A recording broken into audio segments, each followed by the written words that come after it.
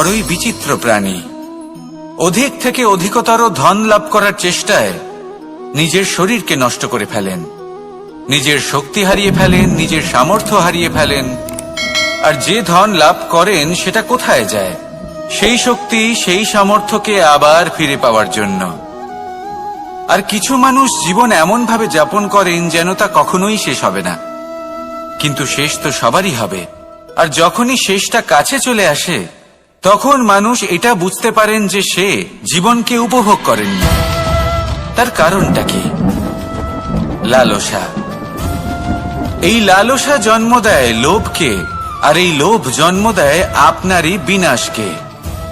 সেই জন্য আজ আপনার কাছে যা কিছু আছে, যেমনটা আছে তার সাথে জীবন যাপন করুন, পূর্ণরূপে যাপন করুন।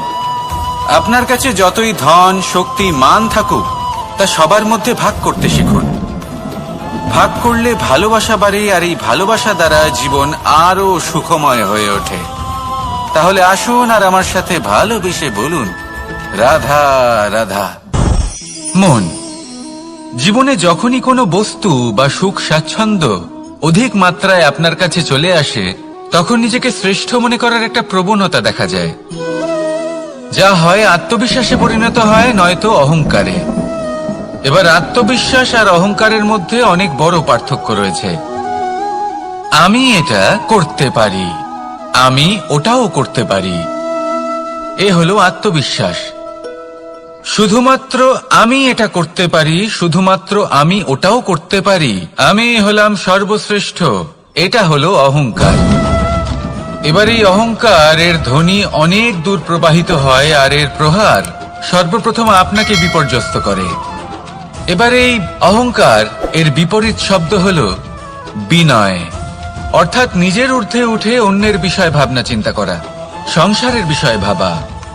এই বিনয়ী হবার চেষ্টা করুন, একের থেকে অনেক হওয়ার চেষ্টা করুন এবং একসাথে থাকার চেষ্টা করুন। নিশ্চিত রূপেই আপনি বিকাশের কারণ হবেন। মত্ততা থেকে নিজেকে দূরে রাখুন, অহংকার থেকে নিজেকে দূরে রাখুন। এই মন প্রসন্ন হয়ে বলবে, রাধা রাধা। জীবনে যখন কোনো ব্যক্তি নিজের লক্ষ্য প্রাপ্তির জন্য নিরন্তর পরিশ্রম করতে থাকেন, চেষ্টা করতে থাকেন, তখন তিনি কষ্ট অনুভব করেন, কখনো শারীরিক কষ্ট, কখনো মানসিক কষ্ট। এবার উনি এটা ভাবতে থাকেন যে আমি কি উচিত করছি নাকি অনুচিত করছি।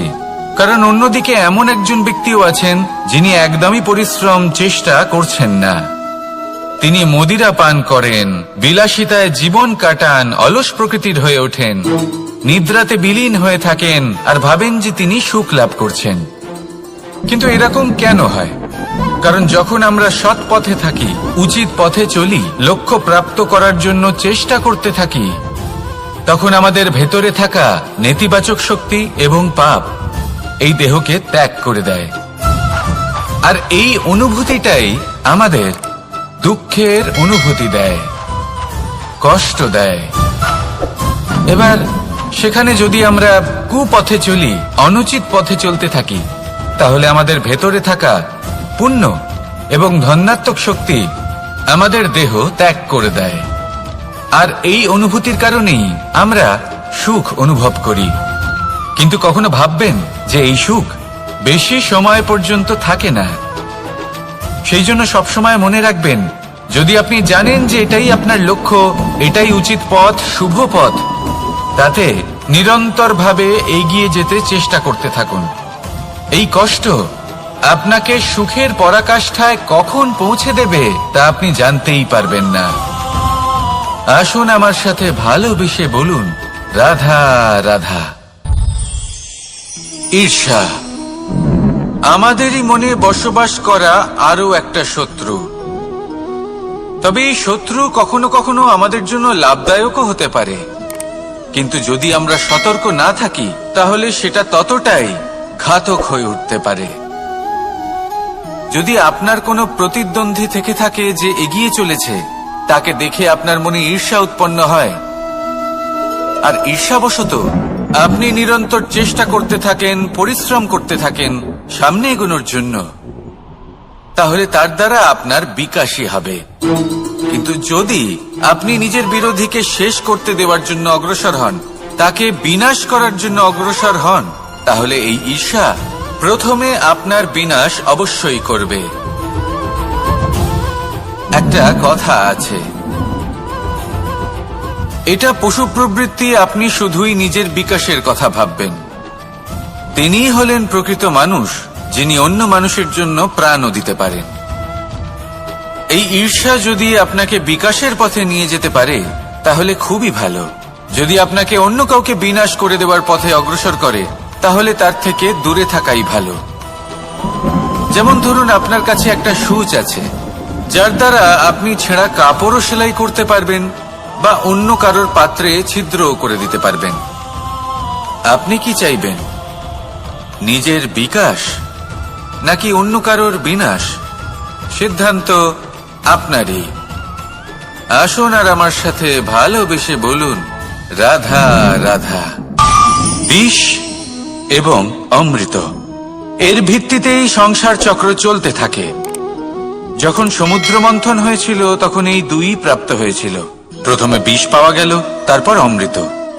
জীবন মন্থন করলেও এগুলো লাভ করা যায়। এবার এই যে বিষ, তা হলো অমৃতের থেকে অনেক বেশি শক্তিশালী এবং সেই জন্যই অনেক বেশি ঘাতকও। এবার বোঝার চেষ্টা করি এই বিষ আসলে কি। যে কোনো বস্তু বা কোনো ভাব যদি মাত্রার থেকে বেশি পরিমাণে আপনার কাছে থাকে, প্রয়োজনের থেকে বেশি আপনার কাছে থাকে, তাহলে সেটা আপনার কাছে বিষ সমান হতে পারে। তা সে ধন হোক, শক্তি হোক, সম্মান হোক, ইত্যাদি ইত্যাদি। যদি আপনার কাছে এমন কিছু থেকে থাকে যা মাত্রার থেকে বেশি পরিমাণে আপনার কাছে আছে, তাহলে তাকে ভাগ করতে শিখুন। যদি আপনি ভাগ করতে শিখে যান তাহলে এই বিষই আপনার জন্য অমৃতে পরিণত হবে, আর তাদের কাছেও অমৃত সমান হয়ে উঠবে যাদের এই সাহায্যের প্রয়োজন। তাহলে ভাগ করে নিতে শিখুন আর আমার সাথে ভালোবেসে বলুন, রাধা রাধা। কোনো বাড়িতে, কোনো পরিবারে যখন কারোর জন্ম হয় তখন তা কত সুখের মুহূর্ত হয়। সেই ছোট্ট সন্তান যখন কিছুটা বড় হয়, সে হাঁটার চেষ্টা করে, আর সেই প্রক্রিয়াতেও খুব বড় একটা শিক্ষা লুকিয়ে রয়েছে, ঠেলে দেওয়া। যখন আপনি হাঁটতে চান, সামনে এগোতে চান, তখন আপনি কি করেন? নিজের পায়ের তলার যে মাটি তাকে আপনি পেছনে ঠেলে দেন। ব্যাস, এই একই জিনিস তো জীবনেও শিখতে হবে। এবার যদি আপনি জ্ঞানের পথে অগ্রসর হতে চান তাহলে অজ্ঞানতাকে পেছনে সরিয়ে দিতে হবে। যদি আপনি প্রকাশের দিকে এগোতে চান তাহলে অন্ধকারকে পেছনে সরিয়ে দিতে হবে। যদি আপনি ভবিষ্যতে সফল হতে চান তাহলে অতীতের যে অসফলতাগুলিকে পেছনে সরিয়ে দিতে হবে। যে জল বইতে বইতে থেমে যায় তাকে আমরা নালা বলে থাকি, তার থেকে দুর্গন্ধ বের হয়। কিন্তু যে জল বইতেই থাকে তাকেই আমরা পবিত্র জল বলি। তাহলে আপনিও কর্ম করতে থাকুন, কখনো থামবেন না, আর আমার সাথে ভালোবেসে বলুন, রাধা রাধা। দেবে যে আপনি বড় বড় সমস্যার সমাধান করতে পারবেন। এবার যদি কথা বলি সব থেকে কঠিন সময়ের, তাহলে সেটা হলো বিচ্ছেদের। যা মা সীতাকে সহ্য করতে হয়েছে শ্রীরামের জন্য, রাধা কৃষ্ণকেও সহ্য করতে হয়েছে। যে ব্যক্তি বিচ্ছেদের সময় সঠিক পথে চলে এসেছে সে জীবনে অনেক শ্রেষ্ঠ স্থানে অবশ্যই পৌঁছতে পারবে। এবার যদি কথা বলি সব থেকে জরুরি এবং গুরুত্বপূর্ণ সময়ের, তাহলে সেটা হলো সংযোগ। সকলকে সাহায্য করতে থাকুন। আপনি অন্যদের সাহায্য করে তাদের যত আনন্দ দিতে পারবেন ততটাই আনন্দ আপনারও জীবনে অবশ্যই আসবে। আসুন আর আমার সাথে ভালোবেসে বলুন, রাধা রাধা। কামবোধ, এটাই আপনার অন্তরের প্রথম শত্রু। বেশিরভাগ মানুষই কামবোধ বলতে লালসা বোঝেন, কিন্তু এটা সম্পূর্ণ সত্য নয়। কামের আসল অর্থ হলো কামনা। এটা খুবই সহজ ব্যাপার। মনুষ্য শরীর থাকলে, মানুষের মন থাকলে এই কামনা অবশ্যই থাকবে। এবার এটাই দেখতে হবে যে এই কামনা নেতিবাচক কামনা নাকি ইতিবাচক কামনা। অন্য কারোর জিনিসে নজর দেওয়া, অন্য কোনো মানুষের উপর নজর দেওয়া, কোনো অনুচিত বস্তুর দিকে নজর দেওয়া এই নেতিবাচক কামনা। আর এই দুষ্কামনা মানুষকে দিয়ে অপকর্ম করাবেই করাবে। তাই মনে রাখবেন, যে ব্যক্তি নিজের কামনাকে নিয়ন্ত্রণে রাখতে পারেন তিনি সঠিক পথেও থাকেন, সঠিক লক্ষ্যে পৌঁছতেও পারেন। যিনি কামনা নিয়ন্ত্রণে রাখতে পারেন না তিনি তার পথও হারিয়ে ফেলেন এবং লক্ষ্যচ্যুতও হন। তাই মনে রাখবেন, নিজের কামনাগুলিকে নিয়ন্ত্রণে রাখুন। কাম নামক এই শত্রুর ওপর বিজয় লাভ করুন। আর আমার সাথে ভালোবেসে বলুন, রাধা রাধা। ক্রোধ আপনার অন্তরের আরো একটা শত্রু। এই ক্রোধ আসলে কি? আপনার মনের এক ভাবনা, যা আপনার মনেই উৎপন্ন হয়। এই মন আত্মার সাথে যুক্ত থাকে। এখন একটা ভাবনা যা আত্মার সাথে যুক্ত থাকে তাকে অনুচিত কেন বলা হয় সেটা বোঝার চেষ্টা করুন। ক্রোধ কখনো কখনো জরুরি হয়, বিশেষ রূপে তখন যখন আপনি সঠিক পক্ষে দাঁড়িয়ে রয়েছেন এবং সামনের ব্যক্তি অধর্মের পক্ষে রয়েছেন আর বিনম্রভাবে মানছেন না। যেমন শ্রীরাম ক্রুদ্ধ হয়েছিলেন সাগরের ওপর, ওটা উচিত ছিল। আর তা ততক্ষণই উচিত যতক্ষণ আপনি ক্রোধকে নিয়ন্ত্রণ করছেন। যদি ক্রোধ আপনাকে নিয়ন্ত্রণ করতে শুরু করে তাহলে পরিস্থিতি এমনও হতে পারে, ধরুন একজন ব্যক্তির প্রতি ক্রোধের কারণে আপনি তার ক্ষতি করতে চান। আপনি একটা কয়লা হাতে নিলেন আর সেই কয়লা সামনের ব্যক্তির ক্ষতি করার পূর্বে আপনার হাত জ্বালিয়ে দেবে। ব্যাস, ক্রোধ এটাই করে। সর্বপ্রথম আপনার ক্ষতি করে, আপনার বিবেক হরণ করে নেয়। আপনি আপনার নিয়ন্ত্রণ হারিয়ে ফেলেন আর সবকিছু নষ্ট হয়ে যায়। বেশিরভাগ মানুষ ক্রোধে এমন সিদ্ধান্ত নেন যে সেটা তাদেরই বিনাশের কারণ হয়ে দাঁড়ায়। আর কিছু মানুষ বলেন যে আমাদের জীবনে এত যন্ত্রণা আছে, এত সংকট আছে যে ক্রোধ উৎপন্ন হবেই। আর এরকম সময় এটাই উচিত হবে যে আপনি নিজেকে ক্রোধের থেকে দূরে রাখুন আর তারপর সমস্যার নিবারণ করুন। আর এই নিবারণই আপনার জীবনকে একটা শ্রেষ্ঠ স্তরে পৌঁছে দেবে। তাহলে ক্রোধ থেকে দূরে থাকুন, সুপ্রসন্ন থাকুন আর আমার সাথে ভালোবেসে বলুন, রাধা রাধা। লোভ আপনার অন্তরের আরো একটা শত্রু। দেখতে গেলে এটা একটা শব্দ, একটা সংস্কৃত শব্দ। লব ধাতু থেকে উৎপন্ন হয়েছে। এর অর্থ কিছু লাভ করা। কিছু লাভ করা অনুচিত নয়, আরো কিছু লাভ করাও অনুচিত নয়, কিন্তু সব থেকে বেশি আমিই লাভ করব, আমি আরো চাই, আরো বেশি চাই, আরো বেশি পেতে চাই। এটাই হলো লোভ। আর এই লোভ যখন গ্রাস করে তখন আপনি যা পেতে চান, সে ধনই হোক বা মানই হোক, তা অর্জন করার জন্য মানুষ যে কোনো স্তরে পৌঁছে যেতে পারে। যদি মানুষ ধন অর্জন করতে চান তাহলে তার জন্য তারা অধর্মের পথেও চলতে পারেন।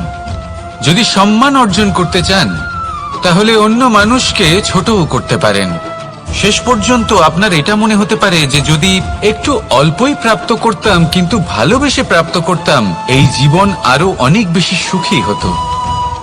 লোভ আপনার জীবনে, আপনার মনে কখন যে প্রবেশ করবে সেটা আপনি জানতেও পারবেন না। তাই এটা চিনতে শিখুন আর তৎক্ষণাৎ জীবন থেকে বাইরে ফেলে দিন। যা কিছু লাভ করতে চান তা ভালোবেসে লাভ করুন আর সেই ভালোবাসার সাথেই বলুন, রাধা রাধা। মোহ আপনার অন্তরের আরো একটা শত্রু। এবার মানুষ প্রেম আর মোহের মধ্যে পার্থক্য বুঝতে পারে না। কিছু মানুষ ভাবে যে মোহর মধ্যে খারাপ কি আছে। যদি কোনো মানুষের তার বাবা মার প্রতি, তার সন্তানের প্রতি মোহ থাকে তবে খারাপ কি আছে? খারাপ আছে, আর সেটা তাদের জন্য খারাপ হতে পারে যাদের প্রতি আপনার এই মোহ আছে। এবার মোহ, এই দুই পরিস্থিতিতেই আপনার হাত প্রসারিত থাকে।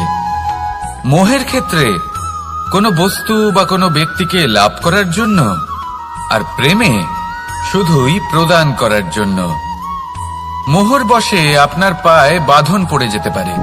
যদি মাতা পিতার তার সন্তানের প্রতি মোহ থাকে তাহলে তারা তাদের সন্তানকে কখনো দুঃখে, চিন্তায়, যন্ত্রণায় দেখতেই পারবে না।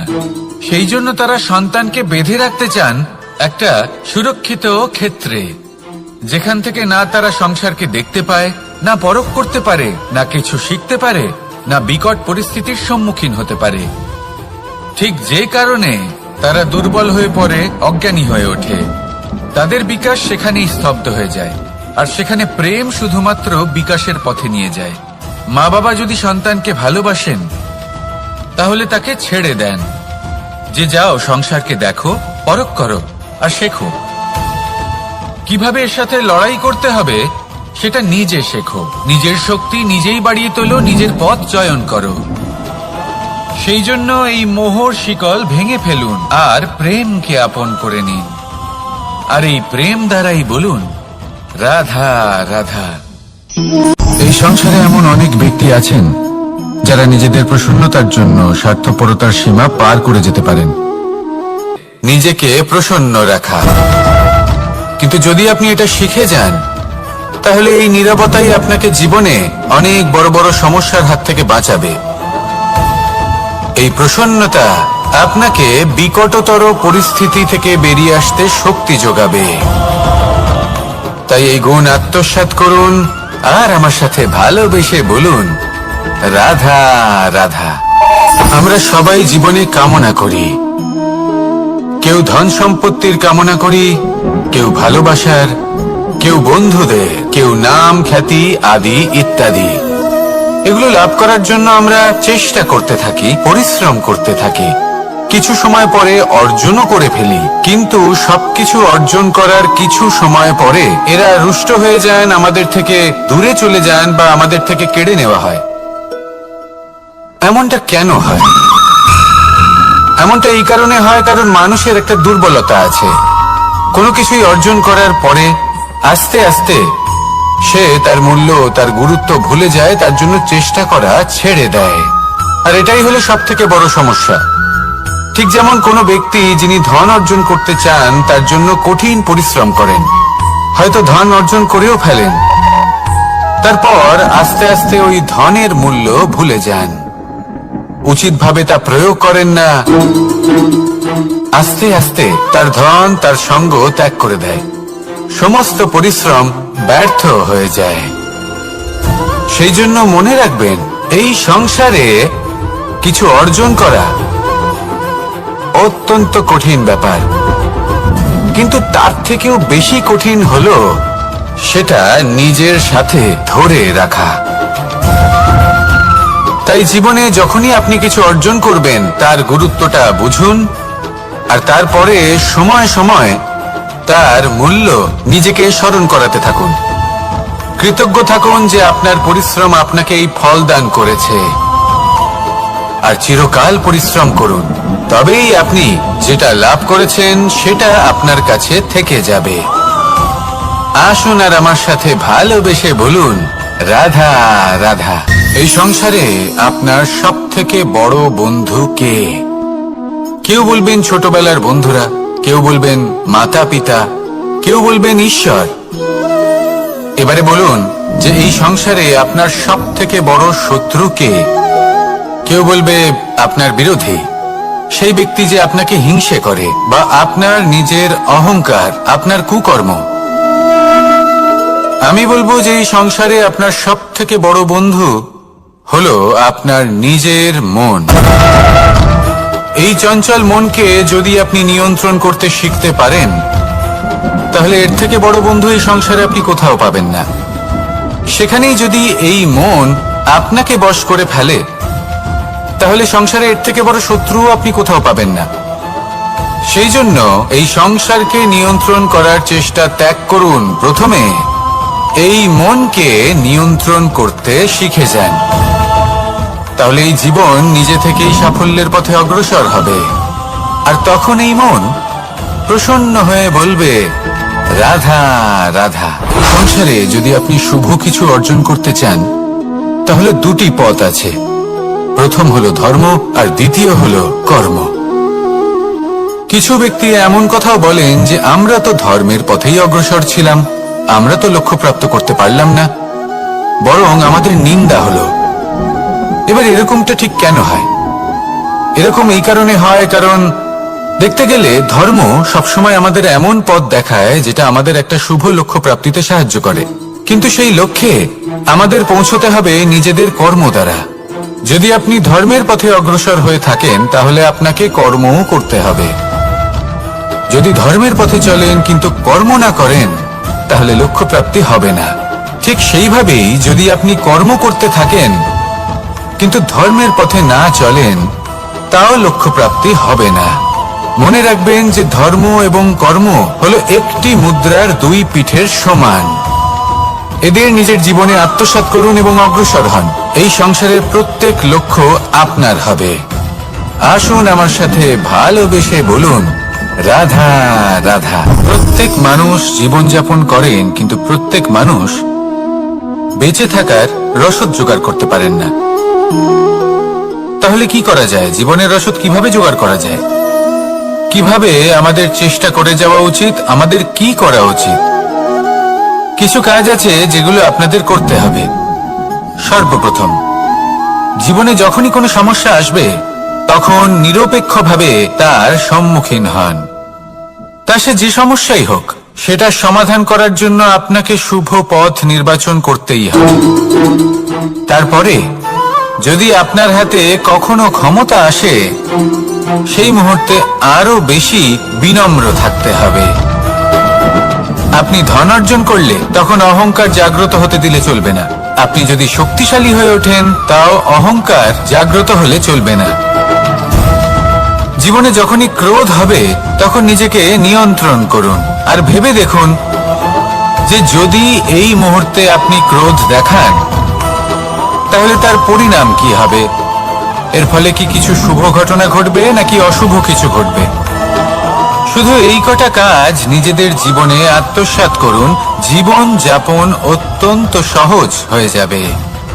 আসুন আমার সাথে ভালোবেসে বলুন, রাধা। মানুষ বড়ই বিচিত্র প্রাণী। অধিক থেকে অধিকতর ধন লাভ করার চেষ্টায় নিজের শরীরকে নষ্ট করে ফেলেন, নিজের শক্তি হারিয়ে ফেলেন, নিজের সামর্থ্য হারিয়ে ফেলেন। আর যে ধন লাভ করেন সেটা কোথায় যায়? সেই শক্তি, সেই সামর্থ্যকে আবার ফিরে পাওয়ার জন্য। আর কিছু মানুষ জীবন এমন ভাবে যাপন করেন যেন তা কখনোই শেষ হবে না। কিন্তু শেষ তো সবারই হবে। আর যখনই শেষটা কাছে চলে আসে তখন মানুষ এটা বুঝতে পারেন যে সে জীবনকে উপভোগ করেন। তার কারণটা কি? লালসা। এই লালসা জন্ম দেয় লোভকে, আর এই লোভ জন্ম দেয় আপনারই বিনাশকে। সেই জন্য আজ আপনার কাছে যা কিছু আছে, যেমনটা আছে তার সাথে জীবন যাপন করুন, পূর্ণরূপে যাপন করুন। আপনার কাছে যতই ধন, শক্তি, মান থাকুক তা সবার মধ্যে ভাগ করতে শিখুন। ভাগ করলে ভালোবাসা বাড়ে, আর এই ভালোবাসা দ্বারা জীবন আরো সুখময় হয়ে ওঠে। তাহলে আসুন আর আমার সাথে ভালোবেসে বলুন, রাধা রাধা। মন। জীবনে যখনই কোনো বস্তু বা সুখ স্বাচ্ছন্দ্য অধিক মাত্রায় আপনার কাছে চলে আসে তখন নিজেকে শ্রেষ্ঠ মনে করার একটা প্রবণতা দেখা যায়, যা হয় আত্মবিশ্বাসে পরিণত হয়, নয়তো অহংকারে। এবার আত্মবিশ্বাস আর অহংকারের মধ্যে অনেক বড় পার্থক্য রয়েছে। আমি এটা করতে পারি, আমি ওটাও করতে পারি, এ হলো আত্মবিশ্বাস। শুধুমাত্র আমি এটা করতে পারি, শুধুমাত্র আমি ওটাও করতে পারি, আমি হলাম সর্বশ্রেষ্ঠ, এটা হলো অহংকার। এবার এই অহংকার এর ধ্বনি অনেক দূর প্রবাহিত হয়, আর এর প্রহার সর্বপ্রথম আপনাকে বিপর্যস্ত করে। এবার এই অহংকার এর বিপরীত শব্দ হলো বিনয়, অর্থাৎ নিজের ঊর্ধ্বে উঠে অন্যের বিষয় ভাবনা চিন্তা করা, সংসারের বিষয় ভাবা। এই বিনয়ী হবার চেষ্টা করুন, একের থেকে অনেক হওয়ার চেষ্টা করুন এবং একসাথে থাকার চেষ্টা করুন। নিশ্চিত রূপেই আপনি বিকাশের কারণ হবেন। মত্ততা থেকে নিজেকে দূরে রাখুন, অহংকার থেকে নিজেকে দূরে রাখুন। এই মন প্রসন্ন হয়ে বলবে, রাধা রাধা। জীবনে যখন কোনো ব্যক্তি নিজের লক্ষ্য প্রাপ্তির জন্য নিরন্তর পরিশ্রম করতে থাকেন, চেষ্টা করতে থাকেন, তখন তিনি কষ্ট অনুভব করেন, কখনো শারীরিক কষ্ট, কখনো মানসিক কষ্ট। এবার উনি এটা ভাবতে থাকেন যে আমি কি উচিত করছি নাকি অনুচিত করছি। কারণ অন্যদিকে এমন একজন ব্যক্তিও আছেন যিনি একদমই পরিশ্রম চেষ্টা করছেন না। তিনি মদিরা পান করেন, বিলাসিতায় জীবন কাটান, অলস প্রকৃতির হয়ে ওঠেন, নিদ্রাতে বিলীন হয়ে থাকেন আর ভাবেন যে তিনি সুখ লাভ করছেন। কিন্তু এরকম কেন হয়? কারণ যখন আমরা সৎ পথে থাকি, উচিত পথে চলি, লক্ষ্য প্রাপ্ত করার জন্য চেষ্টা করতে থাকি, তখন আমাদের ভেতরে থাকা নেতিবাচক শক্তি এবং পাপ এই দেহকে ত্যাগ করে দেয়। আর এই অনুভূতিটাই আমাদের দুঃখের অনুভূতি দেয়, কষ্ট দেয়। এবার সেখানে যদি আমরা কুপথে চলি, অনুচিত পথে চলতে থাকি, তাহলে আমাদের ভেতরে থাকা পুণ্য এবং ধনাত্মক শক্তি আমাদের দেহ ত্যাগ করে দেয়। আর এই অনুভূতির কারণেই আমরা সুখ অনুভব করি। কিন্তু কখনো ভাববেন যে এই সুখ বেশি সময় পর্যন্ত থাকে না।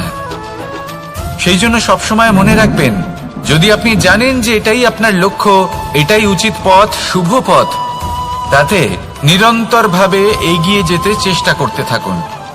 এই কষ্ট আপনাকে সুখের পরাকাষ্ঠায় কখন পৌঁছে দেবে তা আপনি জানতেই পারবেন না। আসুন আমার সাথে ভালোবেসে বলুন, রাধা রাধা। ঈর্ষা আমাদেরই মনে বসবাস করা আরো একটা শত্রু।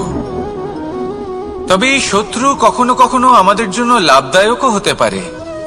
কিন্তু যদি আমরা সতর্ক না থাকি, তাহলে সেটা ততটাই ঘাতক হয়ে উঠতে পারে।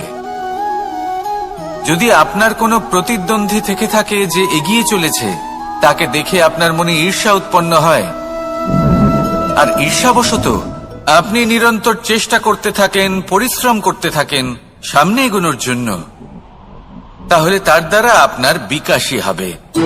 কিন্তু যদি আপনি নিজের বিরোধীকে শেষ করতে দেওয়ার জন্য অগ্রসর হন, তাকে বিনাশ করার জন্য অগ্রসর হন, তাহলে এই ঈর্ষা প্রথমে আপনার বিনাশ অবশ্যই করবে।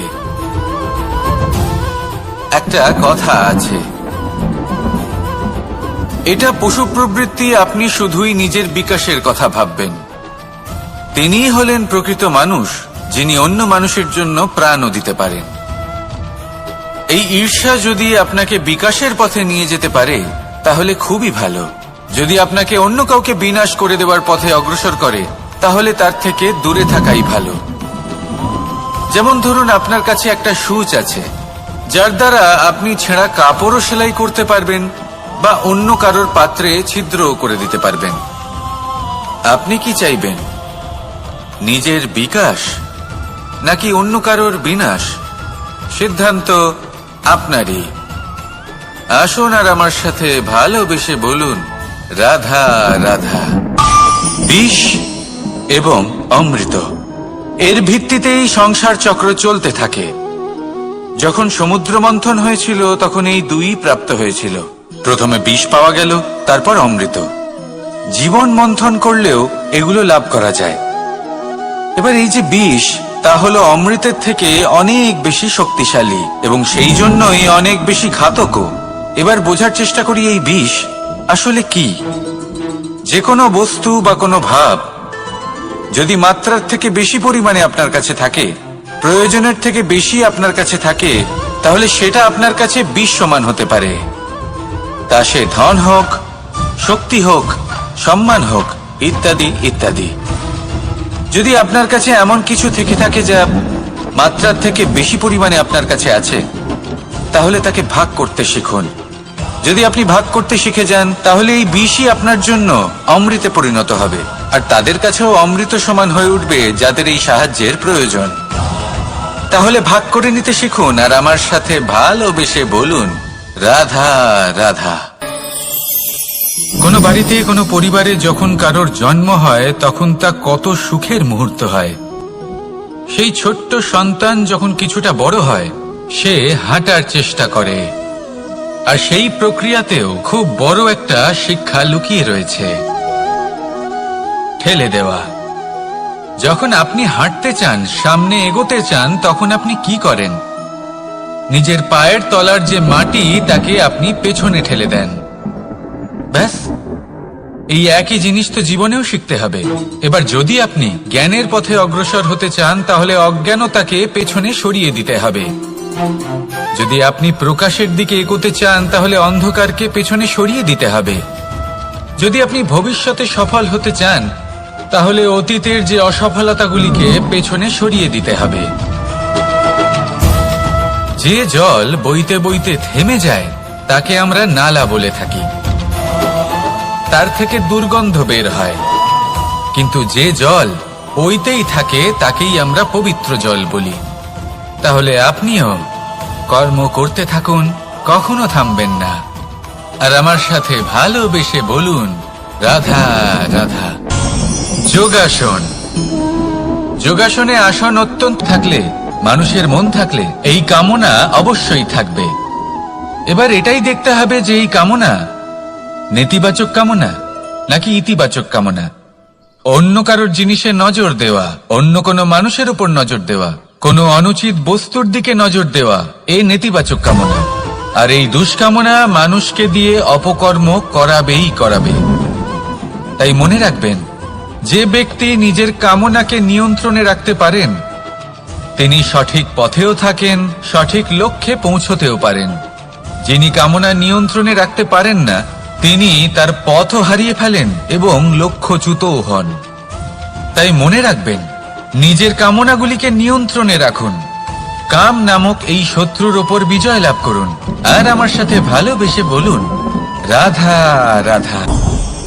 ক্রোধ আপনার অন্তরের আরো একটা শত্রু। এই ক্রোধ আসলে কি? আপনার মনের এক ভাবনা, যা আপনার মনেই উৎপন্ন হয়। এই মন আত্মার সাথে যুক্ত থাকে। এখন একটা ভাবনা যা আত্মার সাথে যুক্ত থাকে তাকে অনুচিত কেন বলা হয় সেটা বোঝার চেষ্টা করুন। ক্রোধ কখনো কখনো জরুরি হয়, বিশেষ রূপে তখন যখন আপনি সঠিক পক্ষে দাঁড়িয়ে রয়েছেন এবং সামনের ব্যক্তি অধর্মের পক্ষে রয়েছেন আর বিনম্রভাবে মানছেন না। যেমন শ্রীরাম ক্রুদ্ধ হয়েছিলেন সাগরের ওপর, ওটা উচিত ছিল। আর তা ততক্ষণই উচিত যতক্ষণ আপনি ক্রোধকে নিয়ন্ত্রণ করছেন। যদি ক্রোধ আপনাকে নিয়ন্ত্রণ করতে শুরু করে তাহলে পরিস্থিতি এমনও হতে পারে, ধরুন একজন ব্যক্তির প্রতি ক্রোধের কারণে আপনি তার ক্ষতি করতে চান। আপনি একটা কয়লা হাতে নিলেন আর সেই কয়লা সামনের ব্যক্তির ক্ষতি করার পূর্বে আপনার হাত জ্বালিয়ে দেবে। ব্যাস, ক্রোধ এটাই করে। সর্বপ্রথম আপনার ক্ষতি করে, আপনার বিবেক হরণ করে নেয়। আপনি আপনার নিয়ন্ত্রণ হারিয়ে ফেলেন আর সবকিছু নষ্ট হয়ে যায়। বেশিরভাগ মানুষ ক্রোধে এমন সিদ্ধান্ত নেন যে সেটা তাদেরই বিনাশের কারণ হয়ে দাঁড়ায়।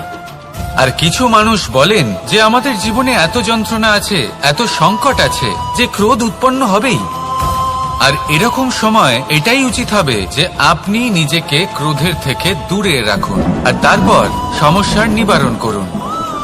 আর এই নিবারণই আপনার জীবনকে একটা শ্রেষ্ঠ স্তরে পৌঁছে দেবে। তাহলে ক্রোধ থেকে দূরে থাকুন, সুপ্রসন্ন থাকুন আর আমার সাথে ভালোবেসে বলুন, রাধা রাধা। লোভ আপনার অন্তরের আরো একটা শত্রু। দেখতে গেলে এটা একটা শব্দ, একটা সংস্কৃত শব্দ। লব ধাতু থেকে উৎপন্ন হয়েছে। এর অর্থ কিছু লাভ করা। কিছু লাভ করা অনুচিত নয়, আরো কিছু লাভ করাও অনুচিত নয়, কিন্তু সব থেকে বেশি আমি লাভ করব, আমি আরো চাই, আরো বেশি চাই, আরো বেশি পেতে চাই, এটাই হলো লোভ। আর এই লোভ যখন গ্রাস করে তখন আপনি যা পেতে চান, সে ধনই হোক বা মানই হোক, তা অর্জন করার জন্য মানুষ যে কোনো স্তরে পৌঁছে যেতে পারে। যদি মানুষ ধন অর্জন করতে চান তাহলে তার জন্য তারা অধর্মের পথেও চলতে পারেন। যদি সম্মান অর্জন করতে চান তাহলে অন্য মানুষকে ছোটও করতে পারেন। শেষ পর্যন্ত আপনার এটা মনে হতে পারে যে যদি একটু অল্পই প্রাপ্ত করতাম কিন্তু ভালোবেসে প্রাপ্ত করতাম, এই জীবন আরো অনেক বেশি সুখী হতো। লোভ আপনার জীবনে, আপনার মনে কখন যে প্রবেশ করবে সেটা আপনি জানতেও পারবেন না। তাই এটা চিনতে শিখুন আর তৎক্ষণাৎ জীবন থেকে বাইরে ফেলে দিন। যা কিছু লাভ করতে চান তা ভালোবেসে লাভ করুন আর সেই ভালোবাসার সাথেই বলুন, রাধা রাধা।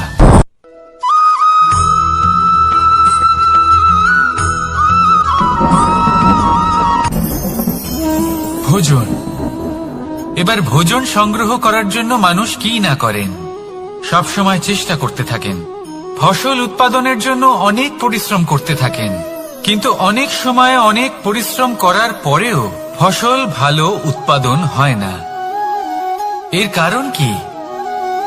কারণ হলো এটাই যে আপনি পরিশ্রম হয়তো অনেক করেছেন, কিন্তু আপনার নজর তো সেই বীজের দিকে ছিলই না যা আপনি রোপণ করেছেন। সেই জন্য সবসময় কোনো বীজ রোপণ করার আগে তাকে পরখ করে দেখুন, তা অত্যন্ত আবশ্যক। আর সেইভাবেই যখনই কোনো কর্মের প্রশ্ন আসে, তাহলে সেখানে শুধুমাত্র পরিশ্রম যথেষ্ট নয়, সেই কাজের প্রতি আপনার কর্তব্য কি, আপনার উদ্দেশ্য কি, সেটা জানা হলো অত্যন্ত গুরুত্বপূর্ণ। তাই কর্ম করুন, কিন্তু সেই কর্মের প্রতি আপনার যা উদ্দেশ্য তার মাহাত্ম্য বুঝতে চেষ্টা করুন। তাহলে আসুন আমার সাথে ভালোবেসে বলুন, রাধা রাধা।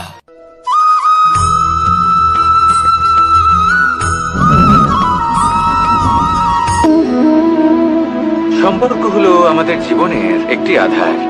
কিছু সম্পর্ক এমন যা আমরা জন্মসূত্রে লাভ করি, যেমন পরিবার, মা, বাবা। কিছু সম্পর্ক আছে যা আমরা জীবনে অর্জন করে থাকি, তা সে প্রেমের হোক, স্নেহের হোক বা বন্ধুত্বের।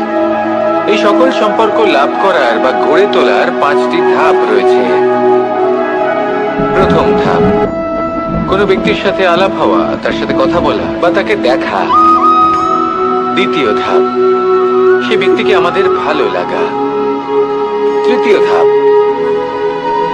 আমাদের এটা চাইতে শুরু করা যে জীবনে এই ব্যক্তি যেন আমাদের বন্ধু হন, আমাদের জীবনে থাকেন, বা আমাদের কাউকে ভালোবেসে ফেলা আর এটা আমাদের ভাবা বা চাওয়া যে সেই ব্যক্তি যেন আজীবন আমার সাথে থাকেন, আমার জীবনে আমার সাথী হয়ে।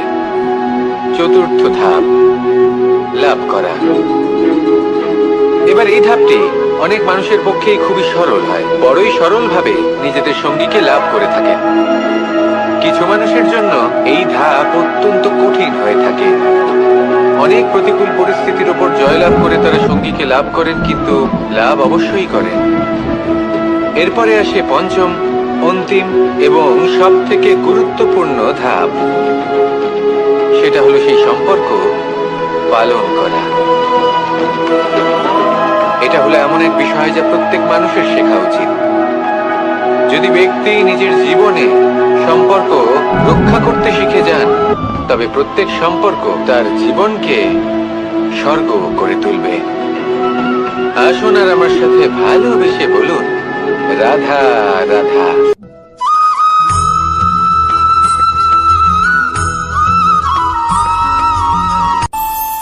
আমাদের মনে যখন কোনো প্রশ্ন ওঠে, কোনো দ্বন্দ্ব জাগে, তখন আমরা যাই আমাদের গুরুর কাছে, আমাদের আরাধ্যের কাছে গিয়ে জিজ্ঞেস করি। এইভাবেই একদিন আমি পৌঁছলাম আমার আরাধ্যের কাছে, আমার মহাদেবের কাছে, আর ওনাকে প্রশ্ন করলাম। এভাবেই পাথরের ছোট টুকরো, তার খুব বেশি গুরুত্ব থাকে না, কিন্তু যখন অসংখ্য পাথরের টুকরো একত্রিত হয় তখন তা পর্বতের আকার ধারণ করে। সেইভাবেই কিছু মানুষ যখন একত্রিত হন তখন তৈরি হয় পরিবার, কিছু পরিবার যখন একত্রিত হয় তখন তৈরি হয় সমাজ, যখন অনেক সংখ্যক সমাজ একত্রিত হয় তখন তৈরি হয় রাজ্য। এবার এই রাজ্যের সব থেকে গুরুত্বপূর্ণ ব্যক্তি হতে পারেন রাজা, কিন্তু তাও সেই রাজা একা কিছু করতে পারেন না। যুদ্ধ লড়ার সময় তারও নিজের সৈন্যদলকে প্রয়োজন পড়ে। কিন্তু এই সংসারে এমন একজন ব্যক্তি আছেন যিনি একাই সব কাজ করতে থাকেন, এবং সেই ব্যক্তি হলেন মা। আমাদের জীবনে একজন পিতার ভূমিকা কিন্তু নিঃসন্দেহে অমূল্য, কিন্তু আমাদের সকলের জীবনে যে ভূমিকা একজন মায়ের তা অন্য কারোর থাকে না।